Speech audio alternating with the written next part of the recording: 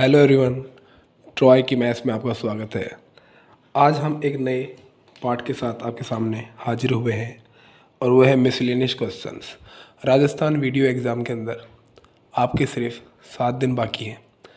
आज से मैं आपके सामने मिसलेनियस क्वेश्चंस की सीरीज़ स्टार्ट कर रहा हूँ, तो उसका फर्स्ट पार्ट स्टार्ट करने जा रहा हूँ। तो आज का पहला क्वेश्चन ये है कि 109/100 का दशमलव विस्तार क्या होगा।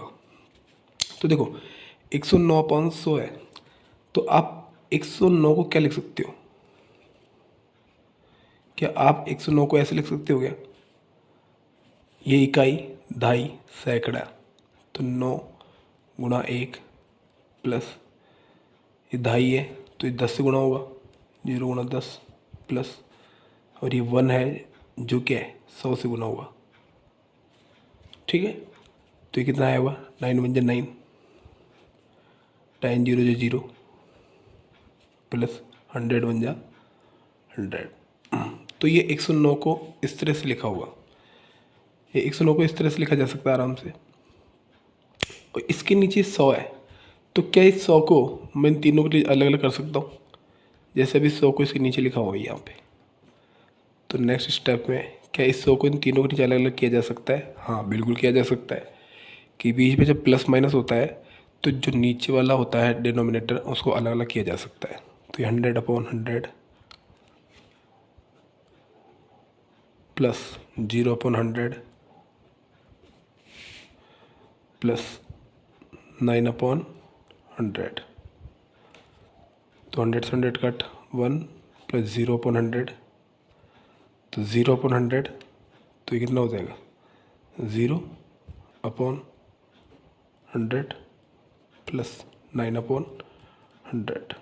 ठीक है, तो इसका आंसर 1 प्लस 0/100 प्लस 9/100 हो जाएगा। ऑप्शन नंबर ए, यहाँ पे 0 है। 1 प्लस 0/100 प्लस 9/100। आई होप आपको ये पहला क्वेश्चन समझ में आया होगा। इसके बाद है सेकंड क्वेश्चन। सोहन ने अपने खर्च में 25% की कमी की, बाद में उसने खर्चों में 10% की और कमी की। उसके खर्चों में कुल मिलाकर कितने प्रतिशत की कमी हुई?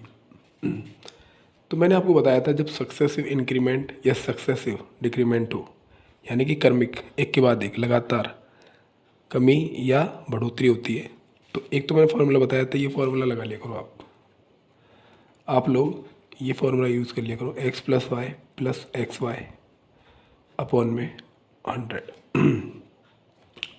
तो एक मेथड तो ये वाला बता रहा हूँ, इसके बाद एक दूसरा मेथड और बताता हूँ। तो फर्स्ट मेथड क्या हुआ कि जहाँ पे कमी शब्द आए तो उधर तो लगाना नेगेटिव।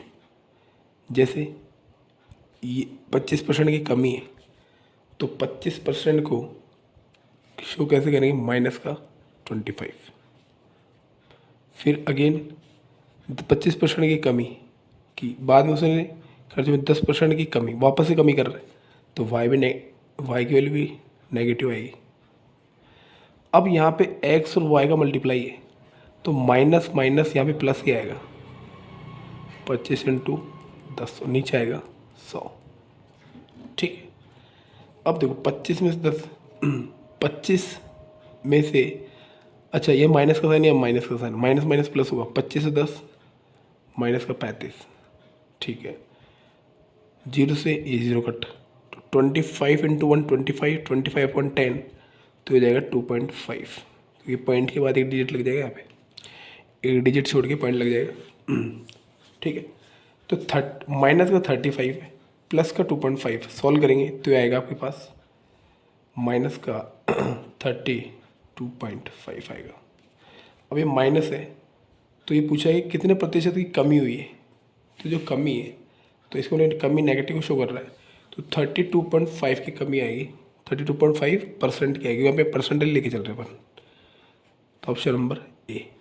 ठीक है, या आप दूसरे तरीके से कर सकते हो। मान लो पहले उसके पास 25% की कमी हुई, तो 25% की फ्रैक्शन कितनी होती है? 1/4।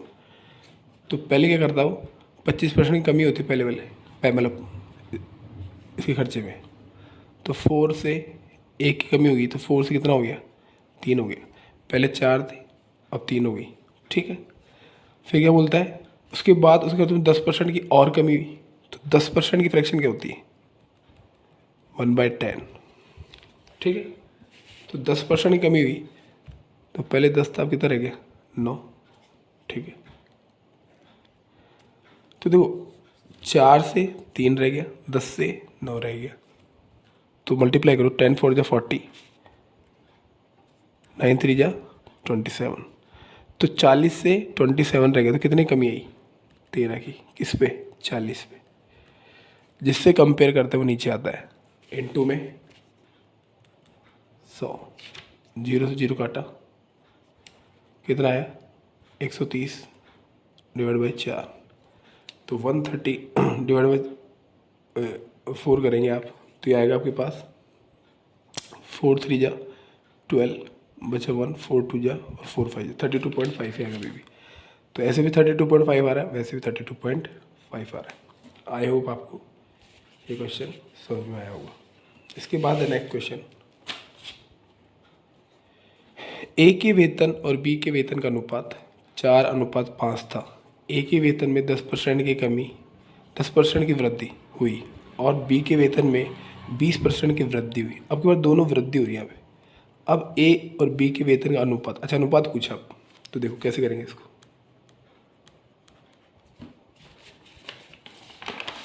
यहाँ पे डालता हूँ सॉल्यूशन। तो देखो ए के वेतन और बी के वेतन का अनुपात कितना है, 4:5। तो ए का और बी का वेतन कितना है, 4:5 के अनुपात में। तो देखो अनुपात हो, जब भी रेशियो आता है तो आप इस रेशियो को अज्यूम कर सकते हैं।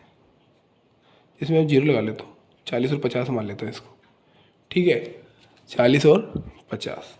तो अब क्या पूछा है, फर्स्ट में बोल रहा हूँ ए के वेतन में 10% की वृद्धि और दूसरे में 20% की वृद्धि। तो एक के में 10% की वृद्धि करेंगे, 10% की इंक्रीमेंट यहाँ पे भी हो रही है और यहाँ पे भी 10% का इंक्रीमेंट हो रहा है। तो 40 का 10% होता है 4, तो 40 में 4 ऐड करेंगे तो आएगा 44, तो 44 हो गया, 40 से 44 हो गया। 50 में 20% की वृद्धि हो रही है, तो यहाँ पे 20% की वृद्धि हो रही है, यहाँ पे 10% की वृद्धि हो रही थी। तो 20% की वृद्धि होगी तो 50 का 20% कितना हो गया, 10% होता है 5, 20% हो जाएगा 10, तो हो जाएगा 60। अब नया रेशो जो बनेगा ना, वो 44 और 60 को सॉल्व करने पड़ेगा। कट करते इसको, 4 से कट करो, 4 1 जा 4, 4 1 जा 4 और 15 टाइम 4 के टेबल में 15 टाइम्स आता है 60, तो ये आंसर आ जाएगा 11:50, ऑप्शन नंबर डी।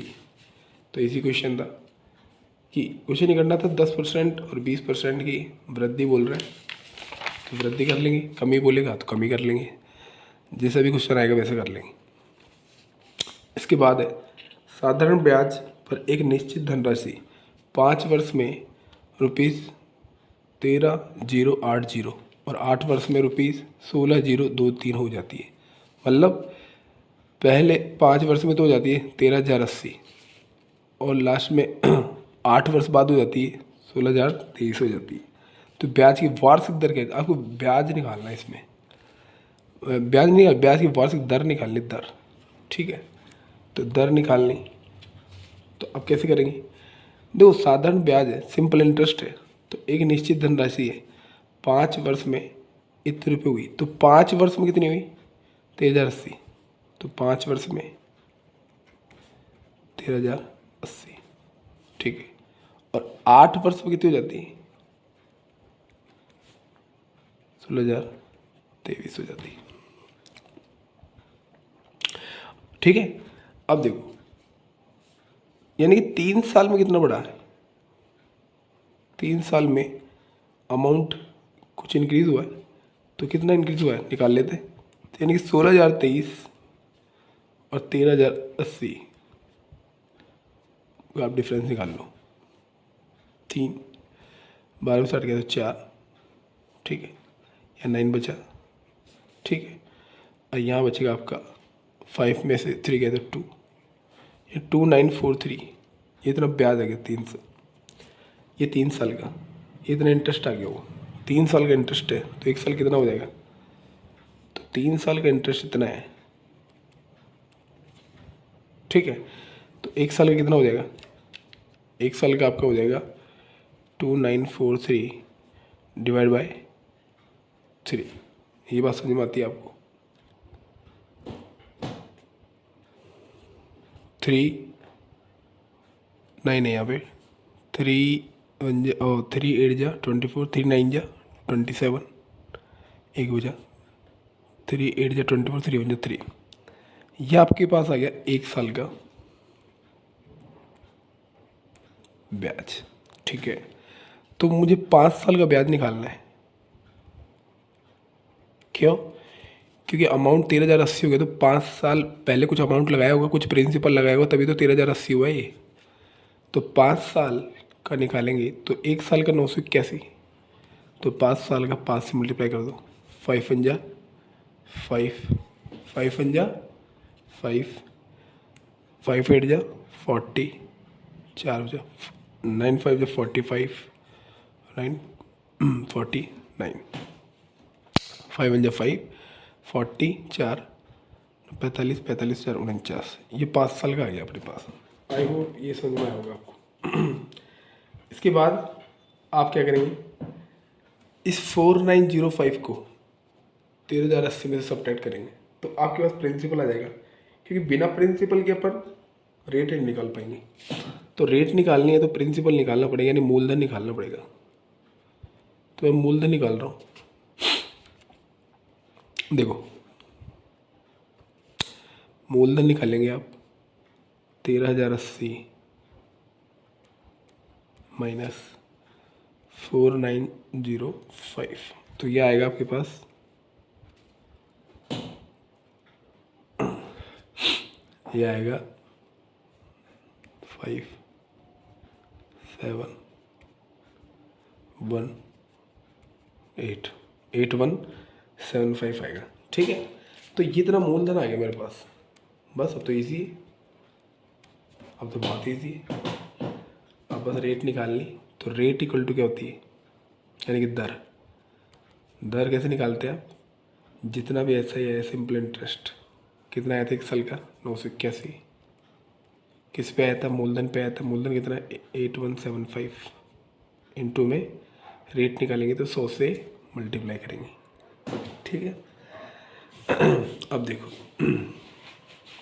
इसको कट करते हैं, इसको कट करेंगे आप तो ये कट होगा आपका 3 के टेबल से, तो 3 से काटेंगे, 3 3 जा 9, 3 2 जा 6, और ये आएगा आपका 3 2 जा 6 से, और 3 7 जा 21। इसको 5 से कट कर लो, इसको 5 से कट करेंगे तो 5 से 5 1 जा 5,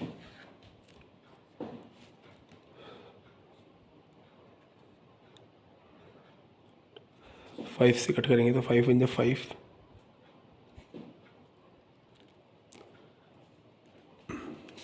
3 से काटेंगे, 3 दूनी 6, 3 दूनी 6, 2 बचा, 3 से 21, 3 दूनी 6, 3 पंजे 15।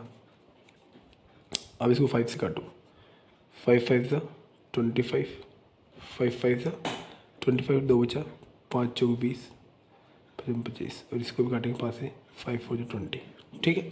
फिर वापस से 5 20 बार कटेगा, 5 1 जा 5, 5 9 जा 45, 109 को 3 से काटोगे, 5 से 4 टाइम कट गया, 109 इंटू 3, 109 इंटू 3 कितना हो जाएगा 323, 4 3 जा 12, तो इसका आंसर आएगा 12%, ठीक है। तो देखो सबसे पहले क्या किया, 5 वर्ष का आपके सामने क्या है, टोटल अमाउंट गिवन है 13,080, और 8 वर्ष का कितना है 16,023 है।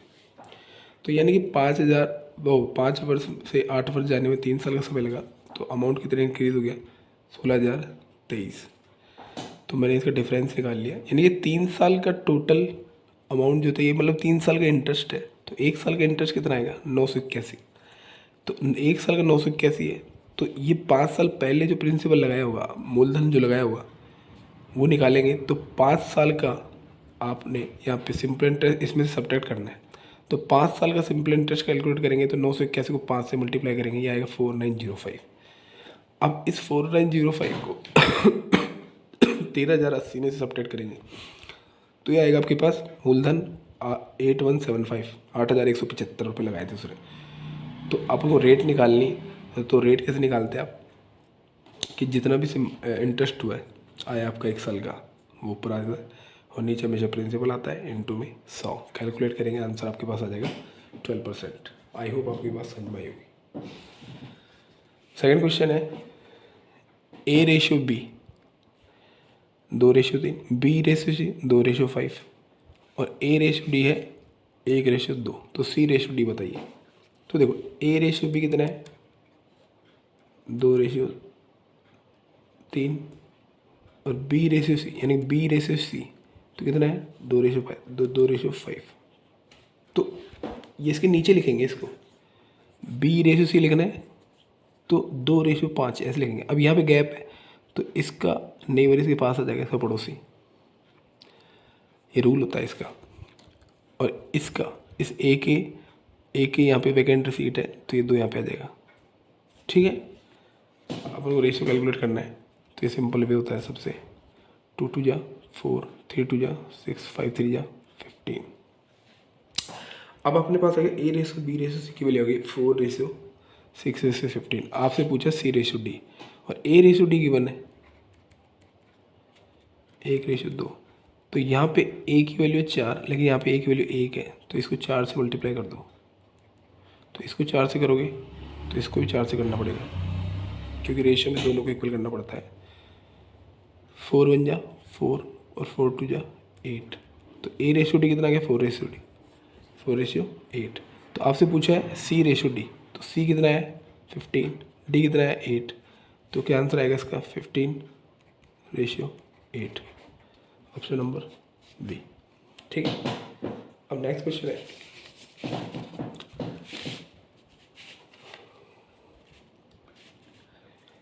कि त्रिभुज ABC में एंगल B और एंगल C, यानी कि त्रिभुज ABC है उसमें कोण B और कोण C के समद्विभाजक त्रिभुज के अंदर बिंदु P प्रतिच्छेद करते हैं। यदि एंगल BPC बराबर 128 है तो एंगल A का मान ज्ञात कीजिए, यानी कोण A का मान ज्ञात कीजिए। तो सबसे पहले क्या करेंगे, एक ट्रायंगल ड्रॉ करोगे, एक त्रिभुज ड्रॉ करोगे, A B और C।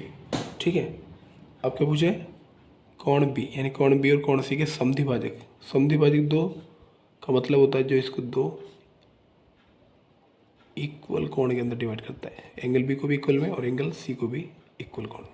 तो ये इसका समद्विभाजक त्रिभुज है के अंदर बिंदु P प्रतिच्छेद करता है। तो यहाँ पे P पॉइंट पे ये मिलते हैं, आके प्रतिच्छेद करते हैं।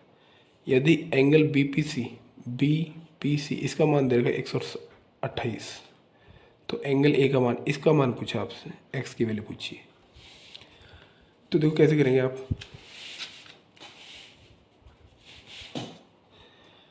तो इसकी वैल्यू कैसे कैलकुलेट करोगे। तो आपको पता है कि जब इसका लंब समद्विभाजक होता है तो जो ये एंगल है BPC ये कितना होता है। देखो अभी तो क्या है कि ट्रायंगल चैप्टर के अंदर काफ़ी कॉन्सेप्ट्स हैं, लेकिन अभी मैं क्वेश्चन करा रहा हूँ तो डायरेक्ट इसका एक फार्मूला बताता हूँ। यहाँ के एंगल BPC जब आपको निकालना होता है तो ये होता है 90 प्लस एंगल A/2। ठीक है, तो एंगल BPC क्या होगा, एंगल BPC इक्वल टू होगा 90 प्लस एंगल A/2। और ये कितना गिवन हमको, ये गिवन है 128। अब देखो इस 90 को इस तरफ ले आओ तो angle A/2 equal to 128 minus 90। तो सब्ट्रैक्ट करेंगे तो ये आपके पास आएगा 38। तो एंगल A/2 बराबर 38, तो एंगल A कितना हो जाएगा, 2 इधर जाएगा तो 38 दूनी 76। तो इसका आंसर आएगा 76 डिग्री। कुछ नहीं करना। जब भी आपको समद्विभाजक बोलेगा तो आपको क्या करना है, यदि मान लो सपोज दैट ये नीचे की तरफ होता ही हूँ, तो जब ये अंदर की तरफ, ये अंदर की तरफ है तो ये फॉर्मूला लगाना है 90 प्लस एंगल A/2। और जब ये नीचे की तरफ हो और ये वाला पूछे तो यहाँ पे माइनस का साइन आ जाएगा। एंड इस वाले केस में क्या होगा, ये 9 से तो ये आपके पास आ जाएगा 90 माइनस एंगल A/2। ये दो बात आपको याद रखनी अच्छे से। बस एंगल ए पूछा था तो एंगल ए मेरा निकल लिया। नहीं, एक्स की वैल्यू कितनी है, एक्स की वैल्यू कितनी आ गई मेरे पास 76, जिसको मैंने एंगल ए माना है। एंगल इक्वल टू एक्स मान लो आप, ठीक है। एक्स की वैल्यू आ गई आपके पास 76।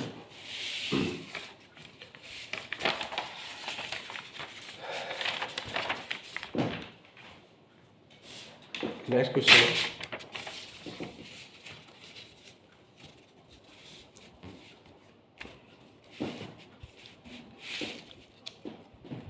ए और बी मिलकर किसी काम को 20 दिनों में कर सकते हैं, जबकि बी और सी मिलकर इसे 24 दिनों में कर सकते हैं।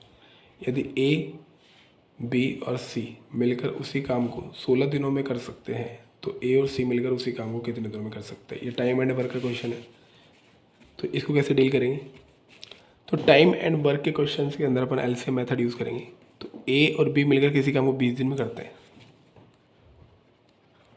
तो ए बी मिलकर कितने दिनों में करते हैं 20 दिनों में। बी और सी मिलकर, तो बी और सी मिलकर उसी काम को कितने में करते हैं, बी और सी मिलकर इसे 24 दिन में, तो 24 दिन में करते हैं इसको, 24 डेज में कर सकते हैं। यदि ए, बी और सी मिलकर उसी काम को, ए, बी और सी मिलकर उसी काम को कितने दिनों में करेंगे, ए, बी और सी उसी काम को मिलकर 16 दिनों में करते हैं, तो 16 डेज में कर सकते हैं। तो आपसे पूछा है कि ए और सी मिलकर उसी काम को कितने दिनों में करेंगे, तो ए और सी मिलकर कितने दिनों में करेंगे, तो ए प्लस सी मिलकर कितने दिनों में करेंगे। अब सबसे पहले क्या करेंगे अपन, इन तीनों का एलसीएम लो। इन तीनों का एलसीएम कितना आएगा, इन तीनों का एलसीएम आएगा आपके पास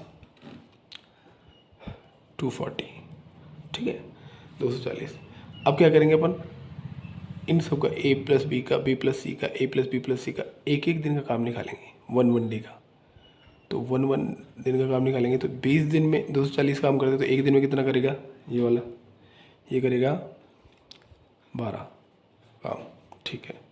बी प्लस सी मिलकर 24 दिन में करते हैं और टोटल 240 काम करवाना है, तो एक दिन में काम कितना आएगा, इसका आ जाएगा आपके पास 10।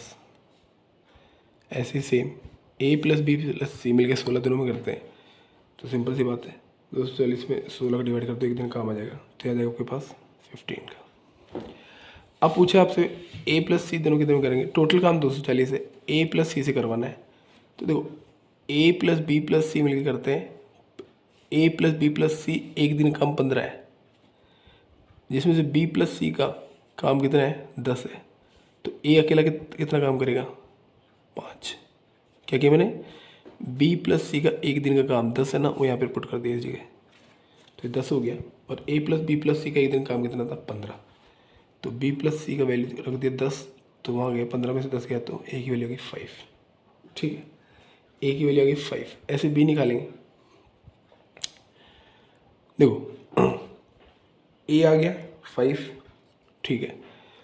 अच्छा ए प्लस बी गिवन है, तो अच्छा ए बी दिया तो सी निकाल लेते पहले, सी आ जाएगा। तो ए प्लस बी 12 है और ए प्लस बी 15 है, तो सी कितना हो जाएगा 3।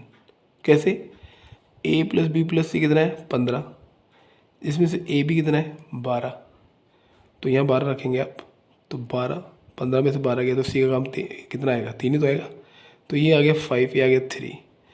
अब ए प्लस बी प्लस सी टोटल काम करते हैं 15, एक दिन में 15 काम करते हैं, ठीक है। ये 16 तो टोटल काम है कितने दिनों में हुआ है, और ये है एक दिन का काम, ये वन डे वर्क है, वन डे वर्क, ठीक है।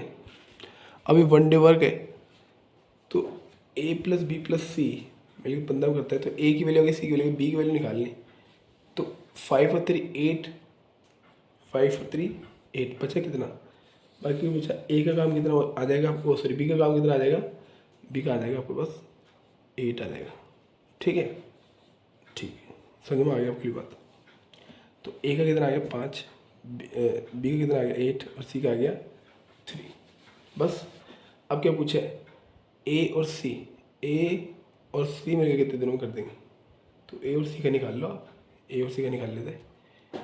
देखो ए टोटल काम कितना है 240, ए का एक दिन काम कितना 5, ठीक है, और सी का एक दिन का 3 है, तो 5 और 3 8, 8 का डिवाइड कर दो तो आएगा 30।